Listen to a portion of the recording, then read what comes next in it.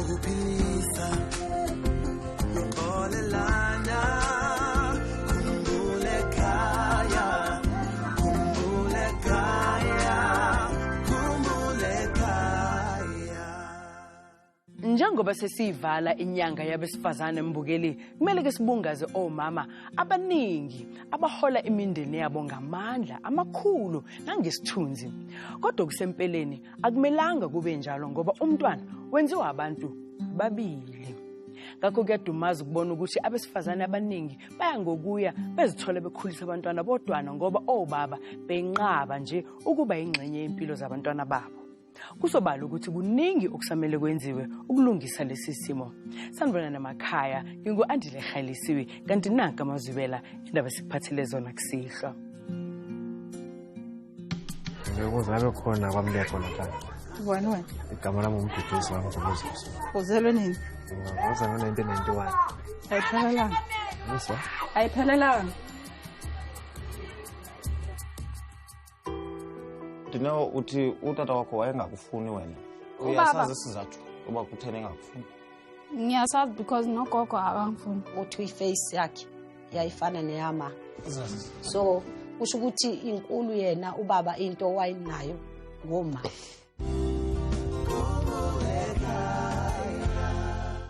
UMduduzi Mngometulu wela kaNgwane eSwatini akasathi isizathu sokuba abatali bakhe bahlukane atithole ekhuliswa ngugogo namkhulu kodwa akakalilahli lithemba lokuhlangana namake wakhe umntalaka. Asihlangane naye mbukeli asibekele lonke udaba lwakhe ngokugcwele.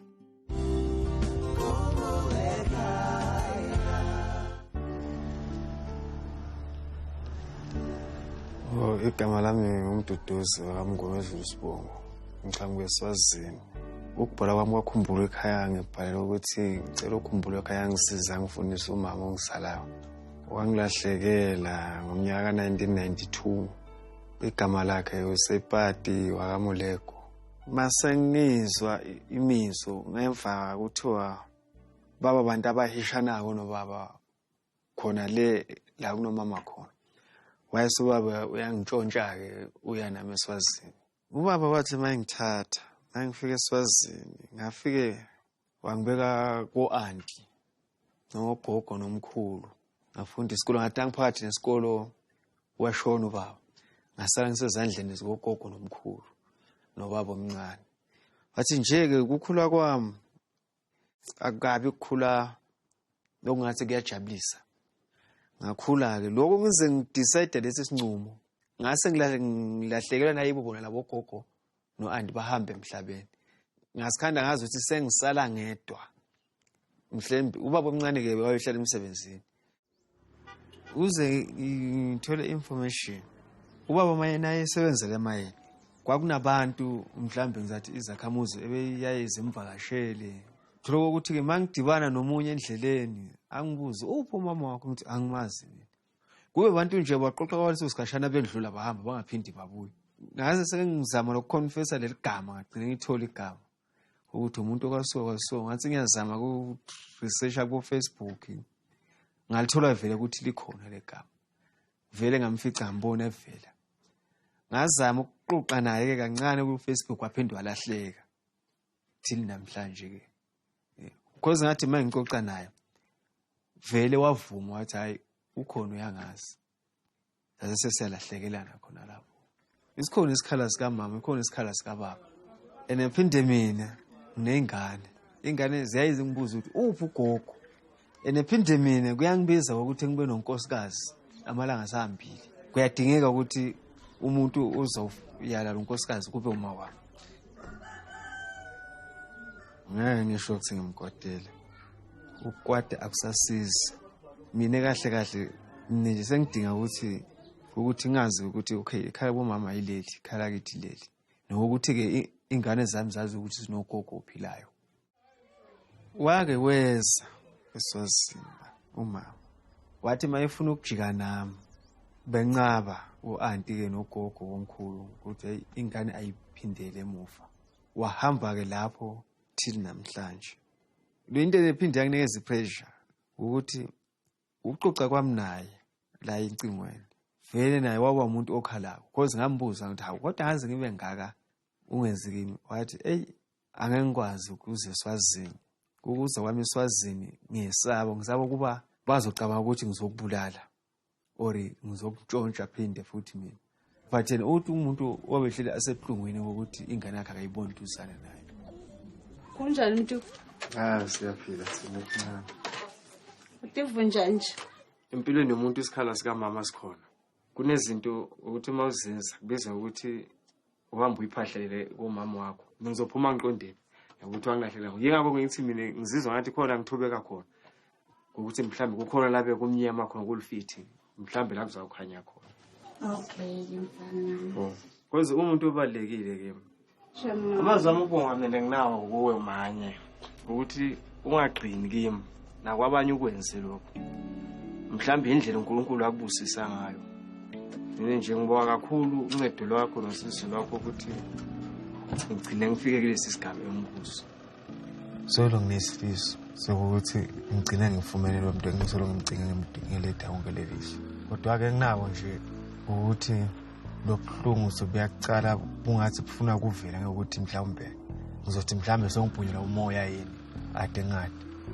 Nakuba umduduzi ehlala eSwatini ibanga esizolihamba mbukeli lithi alibe amahora ayisithupha njengoba sisukela nomduduzi ePiet Retief eMpumalanga silibhekise eClarkstop eNorthwest ukufuna umama wakhe.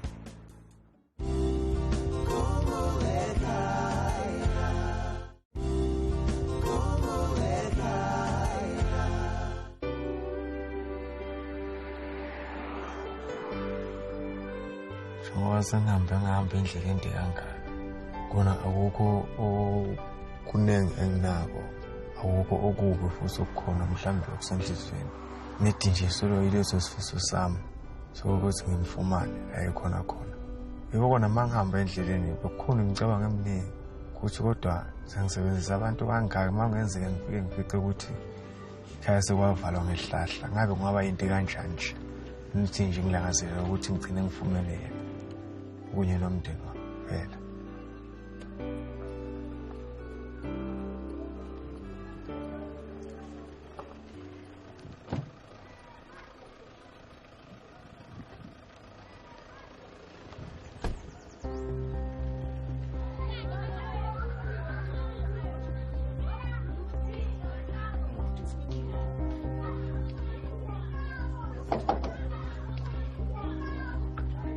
Sanibona khaya. Njani? Siyaphila njani. Ngikuza ngabe khona kwamleko lapha. Ufuna ngisePato ngeke. uma wakho? Ubani wena? Igama lami umduduzi wami ngoMoses. Wazalwa nini? Yes. Uzelwe nini? Ngozalwa ngo-1991. Ayiphelelanga. Angizwa? Ayiphelelanga. 19 October 1991.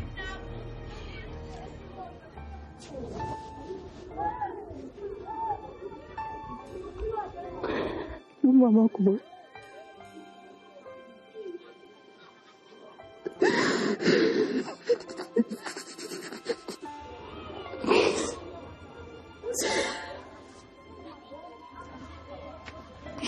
Mama mkulu wako.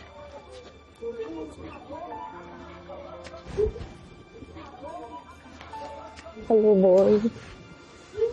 Aphila njani? Saphila. Siyaphila.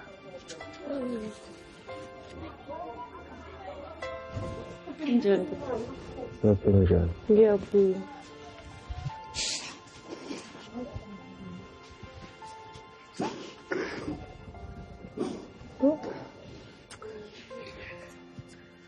Ngahlala.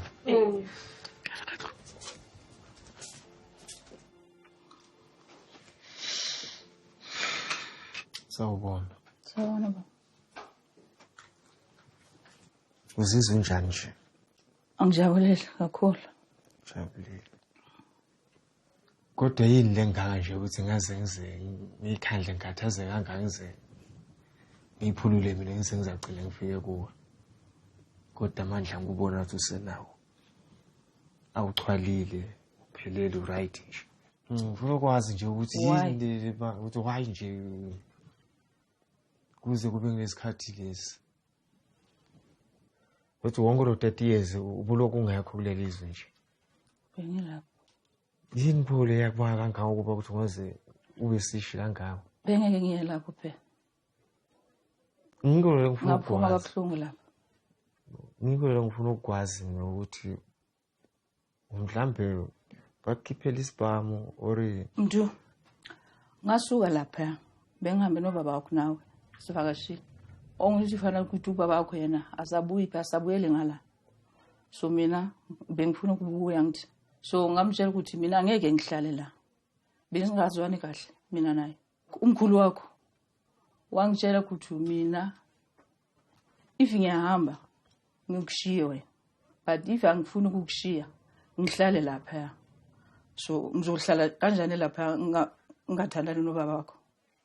wase sothatha isinqumo ukuthi ngcono vele hayi ngiyeke kaso sothi indlela ebaleke la ayikho kuwe between mina nobaba. Aphela kwaluwa phela lapha. Bangihlula vela. Angithi mina ngihlale ngala ngihlala ngala. Bangihlule vela. Hayi ngikushiye because bengithanda. Tiphi nje itaba lokuba wathi izama ukukhombisa phela ukuthi ngashe umntana nami emuva kabi. But anginayo indlela yokuthi ngimthoke ngimbone. Ngathi mina ngitshela ukuthi maybe ubaba wakho uzokuthatha akulethe. Ubona la umama wakho akhona. Umuntu owahelwa ayithi nguwe. 9 months. Lo uthi mhlawumbe na uzwa kuvuka sinyala. Usho ukuthi eish ngangibelethe umntana nami kwaso so. Engabe kungimanje ukuphi? Ubhizi ngani? Udleni? Ulilephi? Ulile ngani? Ugqokeni? Lokho kuyachamuke uzizwe kunguwe. Ubaba wakho khona uzokunikeza lezi zinto lezo. Sinethe sifi ngikushiye nje. Wasala nobaba wakho ngithi. Yes. Awana ungakhuluma. I deserve it. Ukhuluma nje the way ufuna ngakhona. I will take it. Bowusaba ukuya khona. Ngekuthi usaba eni? Nomkhulu wakho. Umkhulu phela ngithi uthi wathi shiya ingane nabe uyahamba. Nabe ufuna ingane ehlala phansi. Sishayana nomkhulu wakho. Ngibamba ngamawashini. Esibanga wena ngithi ukuthi ngifuna ingane yakho ukuthi angeke uyithola. Uba wakho amele angasho lutho. So ngabuyela lapho futhi angeke. Ngihlubu nje ukuthi ubaba wakho washiya emhlabeni. Kwababede lokufika kuwe nje ukuthi ase ngihambe ngohlola ingane ukuthi phela ishonela ubaba wakho mhlawumbe ngisangusi. Phela uyohlala ngithi ingane wayishaya. Yahamba kanjani? Phela bengithathwa la ngemoto ngibekwe la. Ngithathwe lapho futhi ngibekwe la. Nginesinye isizathu lesokuthi ngibaba ungayazi. Isizathu angiyazi phela namanje angeke ngiye lapha ngiwa. Angisayazi le ndawo le. Ngicela nje ukuthi ukhiphe le engalo uyifake ngalapho. Angeke iphume once izophuma kancane kodwa I'll try ukuthi ngiyikhiphe le engalo igcwele ngalapho. Ngizoyikhipha mina. Angithi ifake ngimi. Siyazi ukuthi uthandweni vele ihibe ihlala zikhona. But hayi ukuthi ungaze uthathe isinqumo esihlungu kangaka. Lento lokuthi ngikushiyele bengidla every day. Ingane yami ngiyakuthanda. Angeke ngingahlala ngakuthandi. Bengaphila kamnandi bona. Ungacabanga ukuthi maybe bengiphela kamnandi. Mina nje isikhathi lesiningi ngisebenza ngomsamo. Ngisebenza ngesikhwama. Isikhwama sidinga ukuphahlelelwa. Kunokwenzeka ukuthi ngiyaphuma ngiyakubemanga bafika bathi ufuna uhambe ushisa impepho emsamo ekhabo ma kwabo. Ngizophuma ngibhekephi? Hayi. Ayisemfana. Mina ngibuka nje ukuthi ngubone phambi kwami ukuthi usaphila. Kubonga mina. Yonke lento loyifunayo. I'm willing to do it. Sizofika kusahamba kancane kodwa sizofika. Umama lo nengane yakhe. Sizoba so futhi. Ukhona ubuthi wakho ngithi lo mntana kodwa semsebenzini. Lo waselasibona khona ngaphandle. Ngisho ukuthi sibathathu. Manje uzosebenza kanjani? Uzobe ingane yami kanjani? Uzohlala la or uzobuyela eSwaziland? Angeke ngikwazi ukubalekela ithuna lika baba ngihambe ekhaya. Yes, angeke. So mina kufanele ngiyohlala lapha. Ukuthi nguwe lokho ufuna uyikhandle ukuthi uhlohamba uyohlula umuzi wakho. La ngiyabe ngakhela ingane zami khona. Ngiyobona la baba kwalele khona. Uthi nawo. Okay.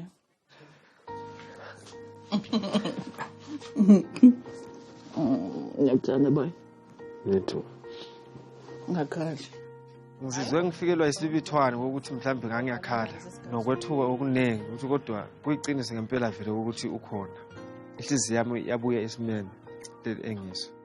Ha Modudi a fihla mo a ipulela gore ke ena ngwanaka o tlile lethabo le leng le ke sa tsebe le lekanyeleng ne ke thabile haholo ho feta tekano ke mo ketetsana le almost 2 years ke utlwisa bohloko yona jwale ka motswadi o nka ka re ke ile ka mo lahla empa ne ke sa mo lahla ne le ka tlasa mabaka a itseng.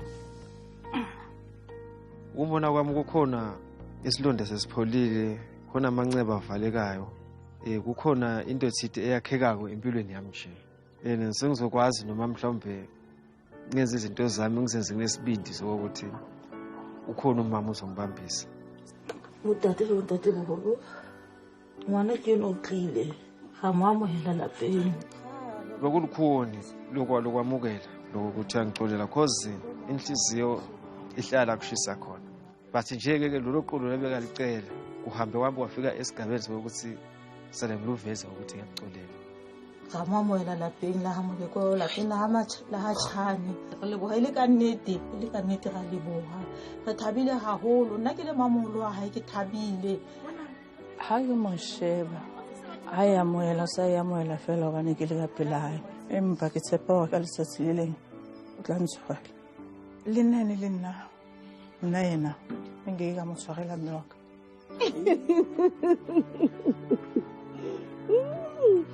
unjani Phumi? Ngiyaphila njalo. Ngiyaphila. mina nje enhliziyweni yami kwakha ukuthi sothi abakithi abafaka isandla ukuthi umama angilahlekele. Umama-ke mufana ukuthi umuntu omsulu abantu abanecala abantu bakithi. Right kodwa. Yeah, right. Kakhulu. Kakhulu Usamkela boy sekhaya. Dala sukufuna manje. Awukade uzosala mina ngithi uzosala. Uzosala. Uyasala. Okay.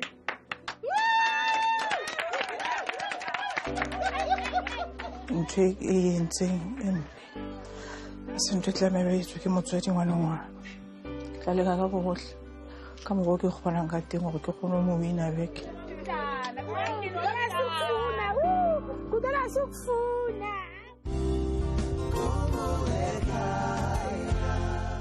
Mbukela sathemba ukuthi zizosuleka izinyembezi zikaMduduzi njengoba egcine etholele nomama wakhe nabantwana bakubo kanti sibafisela konke okuhle lapho bevula khona ikhasi elisha empilweni yabo. Mhlawumbe nawe ungaba nenhlanhla nje yokuxhumana nalowo wakini olahlekile uma nje ungathintana nathi kule fax 086 511 7440 ngasithumela ne-email kwakhumbulekaya@sabc.co.za phinde futhi uthumele incwadi yakho ngeposi kuleli kheli Khumbulekaya Private Bag X345 Melville 2109.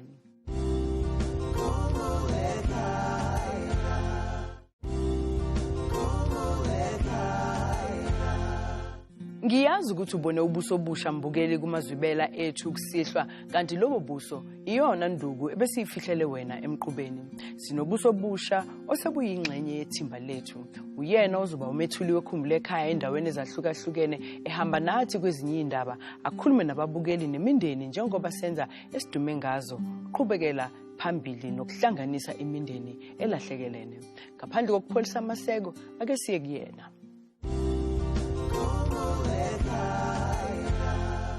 Sibambe ngazo zozibini andile nakuwe mbukeli ekhaya ngondamkela kweli sapho. Ndiziva ndinemincili njengoba sawuthabatha olo hambo lokunceda iintsapho elizojikelele kunye. Sikafane sitsho ke sithi nam ndakhumbula ekhaya.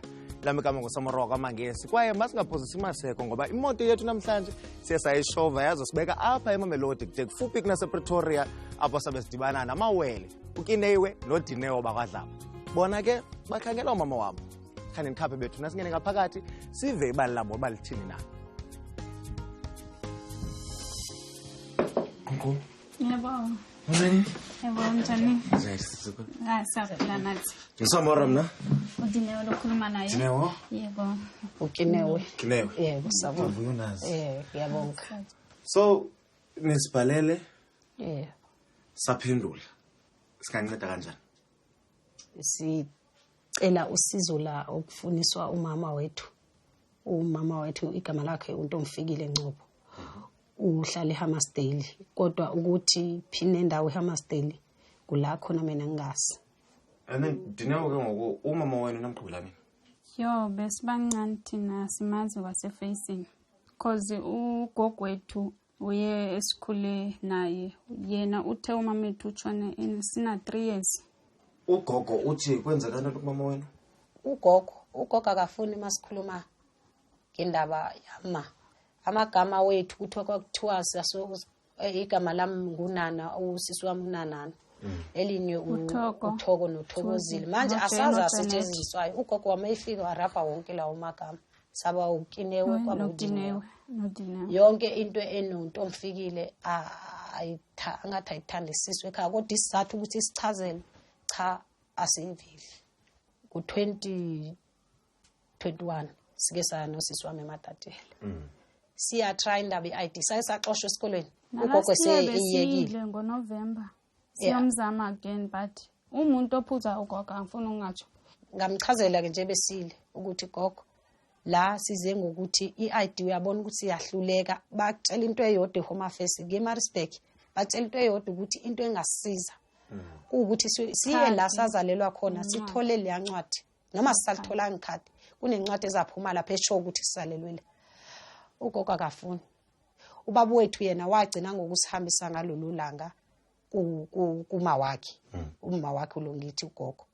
Wagcina ukusihambisa asimazi wakhula sazisaba abadala. Njengoba ugogo engamfuni nje umama wena engafuni nento edibanise naye naxa kubizwa igama lakhe.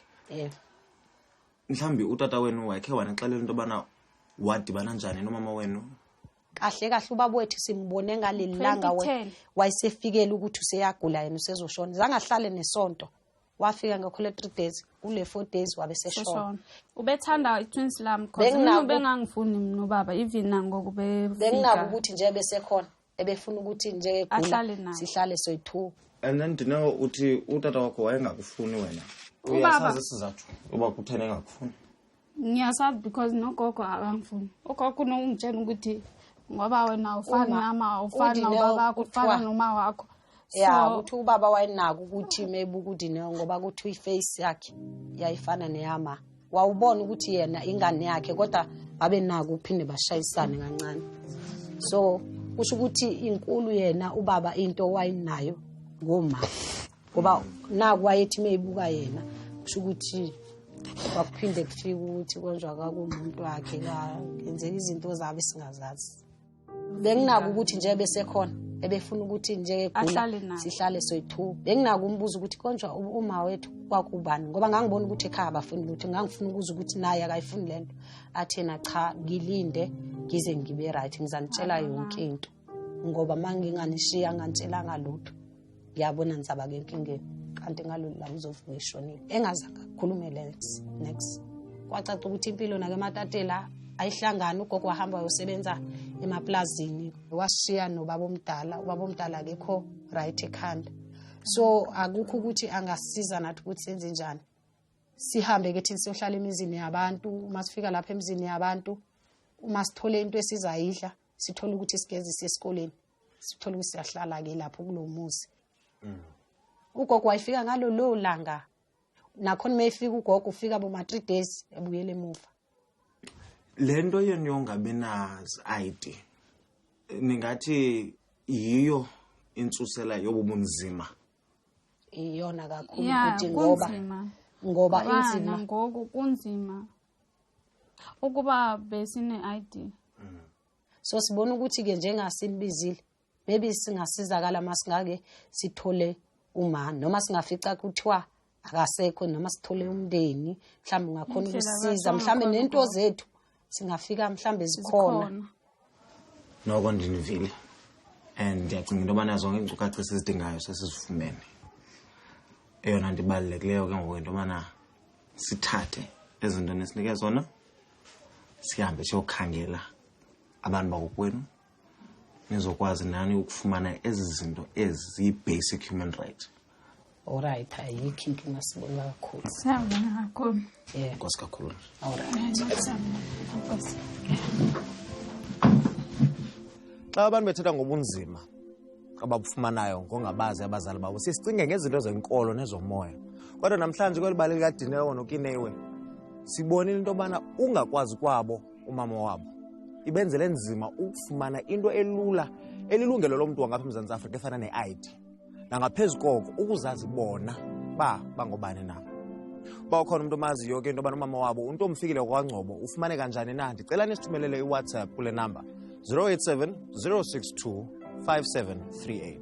Ningalibali into yobana siyafumaneka ke nakwiwebsayithi yethu www.khumbulekhaya.net.za okanye nisikhangele kumakhasi ethu onxibelelwano phayana kuFacebook, kuTikTok kunye noX.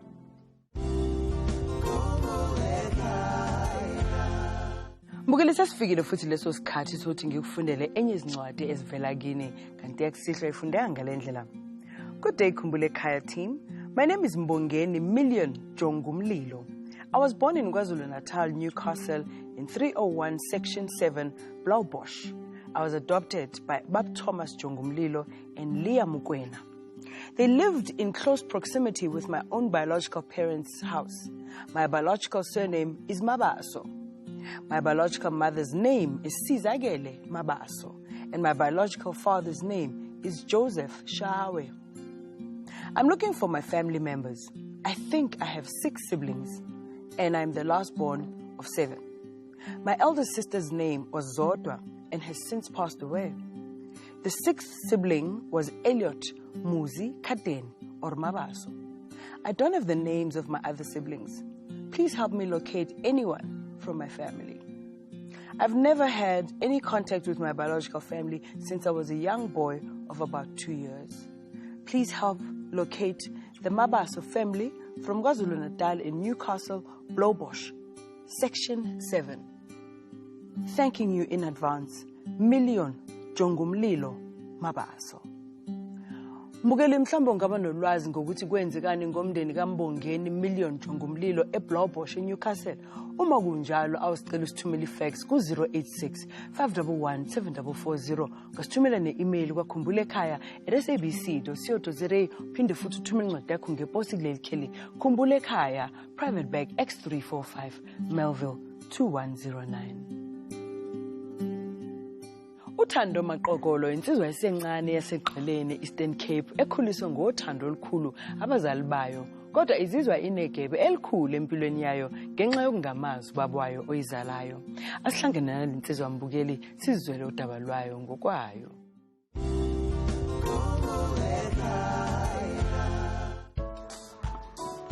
Igama lami ndinguThando, ufane yami ndinguMaqokolo, hlala eNgqeleni. Isizathu soba ndibhalele kulo mzi walapha kwaKhumbule Ekhaya yinto yokokubana ndifuna ukubona utata ondizalayo. Ngovuso womzidlula ndirhalela ukubona iroute yam apho ndisuka khona, and ke zibe zikhona neephiki zakhe mane ndizibona ndingayihoyi because bendisemncinci, but ngoku neendlela zam zivalekile, izinto zam zivalwe into yokubana ukhona lo mntu ndingekamboni. Uthi umama ohlukana notata kuba utata ubengemdanga ke nalapha ezintombini, ngoku sele umama epregnant nangoku sele endizalile nam ndikhona akakhange amphathe kakuhle. So wadecide umama no makabuye nam bendirhalela nam ndike ndibe nabo ubudlelwananyana. Ukwazile musuba angenzi nemizamo yokundikhangela ngoba bekwazi ekhaya. Kudala ndimane ndimbuza uba mama ngubani utata wam, because mna andifuni uxoka, I'm totally different phaa ekhaya. Ndimane ndibuza kumama ithini into yam, athi uhlobo oqhuba ngalo mntanam ufana cwatse noVusumzi. Uthi utata bengumntu othanda ukulwa, ohamba ithaveni, buya endlini skipha sigcwele igazi, engazi noba ubulele umntu noba nguye ugwaziwe. Ebengumntu onjalo nje othanda ukulwa, othanda amantombazane, but uyayithetha indawo ethi umntu bendithanda qha akayazi uba ibintoni ingxaki. As a result now uke wahamba nam, uthi wabo wandithatha waya nam kowabo eDantsane, wabuya endombathise ngethaweli yakhe. Wabuya endombathise ngethaweli yakhe eyayisombathiswa yena ngumama wakhe semncinci. So yileke ngoku bendithi xa ngabana pha ekhaya ndigula ndimsokolisa umama athini andombathise ngayo ndibe right ndingaphinde ndimsokolise nganto. Ndiyarhalela uba ndimfumane ndiye ndiyiphalaze imbeleni yam naye ake awabeke abe lubala apha kum ndimve uba ngabana yintoni ibisidla umzi kule minyaka mininzi kangaka angazondikhangela. Ingaba uzokwazi yini uThando ukuhlangana nobaba wakhe njengoba ahlukana naye enonyaka nje kuphela? Asizibonele kulolu hambo lusuka eNgqeleni Eastern Cape silibhekise eMdantsane. Lolo uhambo oluzosithatha cishe amahora amane.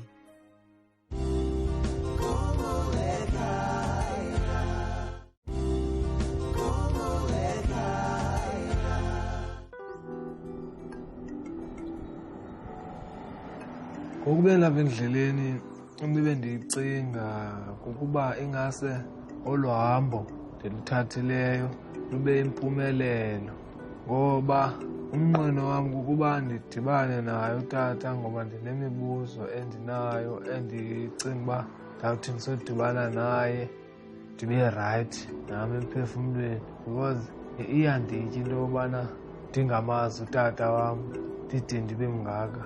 So ngoku ndiziva ngondonwabile.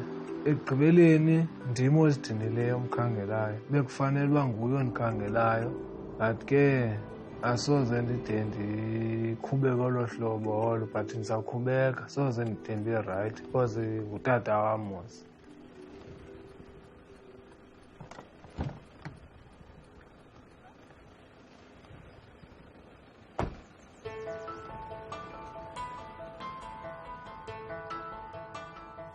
Kongo. Ayeni mkhulu. Ndiyakhangela mntu omdala. Uvusomzi Dlula. Ndinaso isithombe sakhe. Cut this one.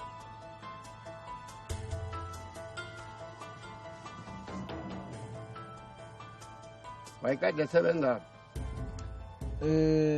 Andikho sure ke ngoku tata.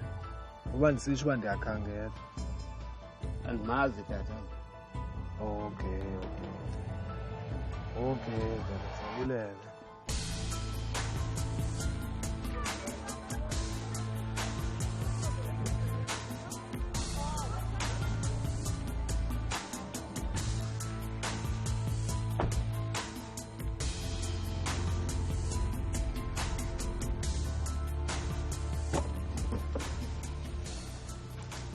Ulele buthi. Ulele Malanda. Njani? Phela khona kunjani? Siyaphila. Khangela abantu ba? Ndikhangela uVusomzi Dlula. Indoni kuye wena? Ndingumntana wakhe.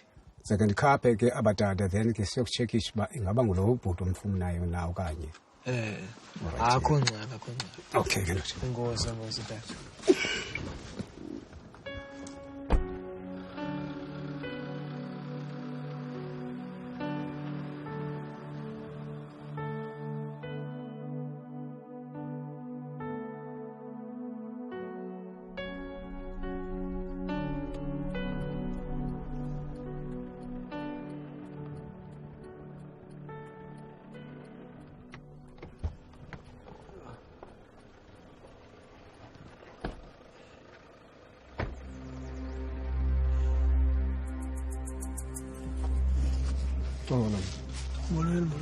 Molweni tata. Andikamazi, ndakhangela uVusomzi Dlula. Uvusomzi Dlula ndim tata. Bendikhangela wena ke tata. Ungubani wena? Ndimthanda tata, Maqokwa. Masingene. Ndirhala sihlale phansi sithethe.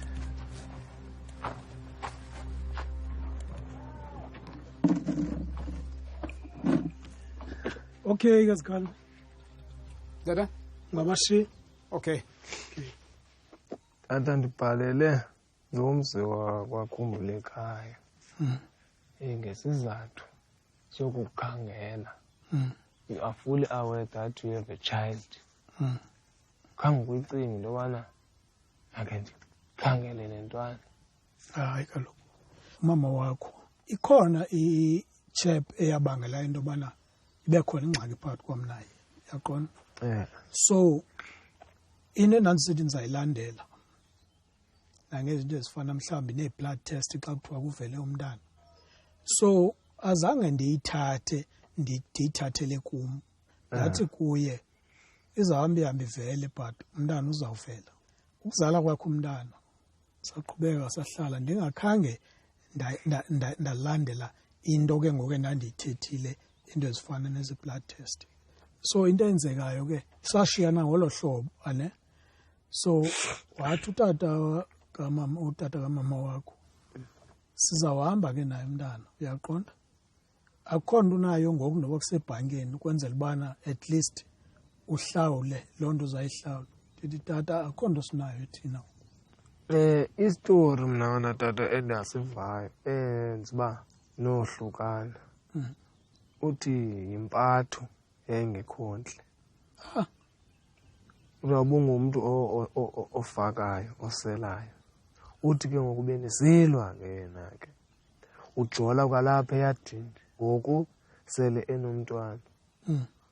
So wadecide uba no makathini makagoduke nam. Ayikho yonke loo nto leyo. And into edibene nokunxila nokuhamba ebusuku hayi ngezo nto zam ezo. Uphi yena? Ukhona upha engqaleni. Andiyazi ke ngoku le nto athetha ngayo. Okay, ndikamfonela ke tata. Fonela. Okay.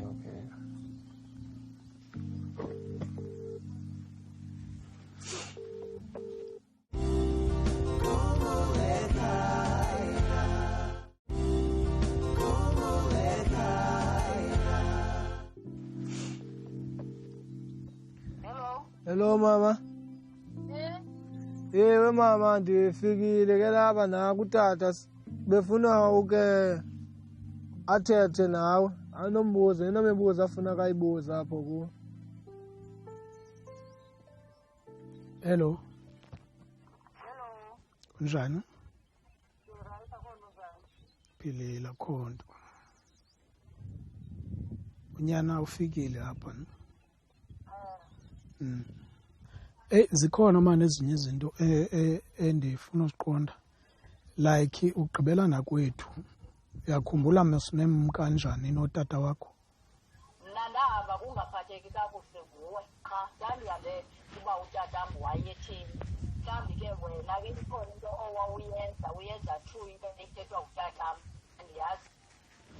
Umzekelo ke mna ke andiyazi kwa loo nto uthi yayithethwa utatam. Awuyazi? Oh, okay. Hayi inkosi ke xa ungayazi. Okay. Benibafama uzawuchaza uba utata wayezele ntoni phaa endlini. Uyaqonda? Since wayedirectwe nguye, wabizwa nguye, engakhange nondixelele uba kuzawufika utatakhe. Ndiyayiva yonke le nto and it doesn't have any way forward because izitori azifani. Mneyona nto ngoku sendiyivuyela uba ndikufumene. Mna ndiyavuya ukubona usaphila. Enye into eyona nto nandibafama mhlawumbi iza kwenzeka yoba akhawuleze umama akaphinda ajike azodibanisa mna nawe. Uyaqonda? Sizawudibana udibano and ubonile mos nawe apha. I feel like xa ndinoke nje ndiyonyathela phaa kwezaa premises zaphaa kokwenu ke ndinyathele, mhlawumbi izinto zam zingake zikhanye zivuleke. Sizawuarranja wena ukuthi siwenza kanjani le nto ithethayo, otherwise akho ngxaki ngayo. Akho ngxaki tata, isandla mani sibambe. Ndiyavuya. Akho ngxaki. Ndiyabulela. Xa ngabana lo tata esiza kum endixelele into yokuba ngabana uyamazi utata, hayi ndiye ndaziva ndonwabile kakhulu.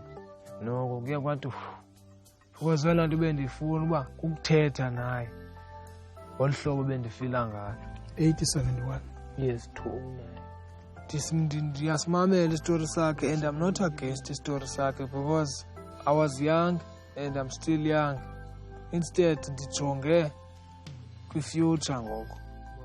Ezikuhamba isikhathi sikhuluma sincokola, ngiye ngaziva ngixola ukuthi isikhathi esininzi zange ngambona angena problem nengane yabo reason why ngiye ngastopa nje i-argument nomama wakhe ukuthi asizukwazi ufocus ke ngoku kwenye into ingane iziswe kubaba yabo into important future.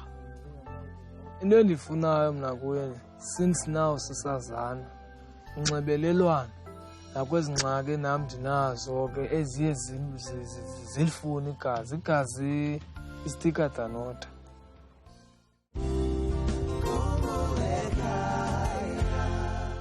Akusibona bonke abantu abanenhlanhla mbukeli yokuthola ithuba lesibili lokwenza kangcono empilweni. Siyathemba ukuthi nobaba kaThando uzokubona lokho alamukele ngezandla zombili lelithuba lesibili alinikwe lokuba ubaba oqotho futhi odlala indima ebalekile empilweni yendodana yakhe. Safisela konke okuhle kulesiqalo esisha. Uzunganyakazi ke mbukeli ngoba emva kwalokhu ithombe zabalahlekile kuleli sonto ziyalandela. Esithombeni zabalahlekile kusihlwa sivula ngoThembi Muhlaloha ocela ukufunisa umama wakhe usesithombeni uMamushiyane Nkadimengu odume ngelika Ausjane ogcina ukubonakala ngoMbasa wonyaka ka1999 ukhonjwa ngapha ngaseLeidenburg naseSwaziland. Umampho Mutshetshe waseNorthwest ufuna umama wakhe usesithombeni uThebo Ing Mariam Mudise noma Dongo owanyamalala ngonyaka 2000 elibangise eGoli.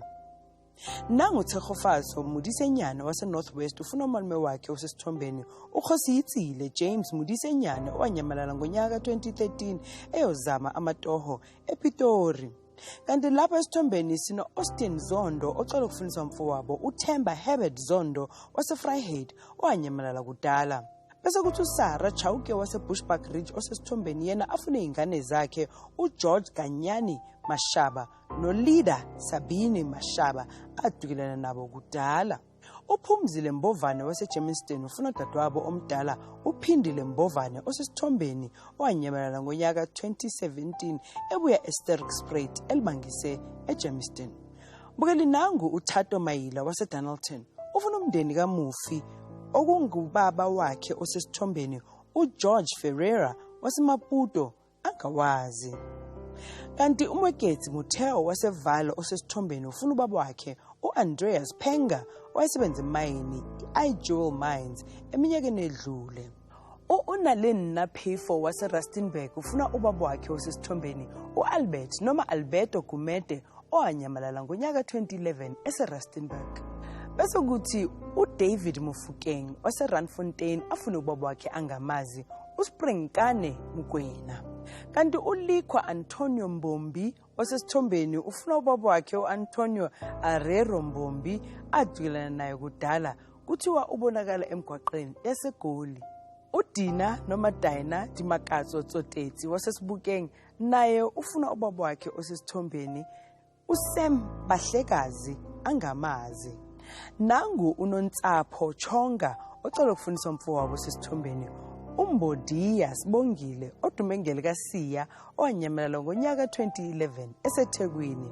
Kanti lapha esithombeni sinobuyimpilo Irene Sithibo waseKurumane ufuna ubaba wakhe uAbel Makhele agcinana naye ngonyaka ka1992 elibangise eMatatiyele. Bukelo thandekayo sivala ngoRichard Lungisane Nkambule osesithombeni ozalwa uMaria Thembekile Nkambule ocela ukufunisa ubaba wakhe uQhoqho angamazi. Mina ngisindile ngaleso sikhathi. Ngiyakhumbula engaphansi kwemoto. Mina ngaphansi kwemoto. Ngiyakhumbula yiko. Abakubona. Yiko. Bathathana babanye. Awukala. Ngoba ngizohamba noMaria isifiso enginaso ukuthi ifamily yakhe siyithole ngoba ethi wahambe na 21 ekhaya. Khumbula khona ukuthi nimangifa kifele ekhaya.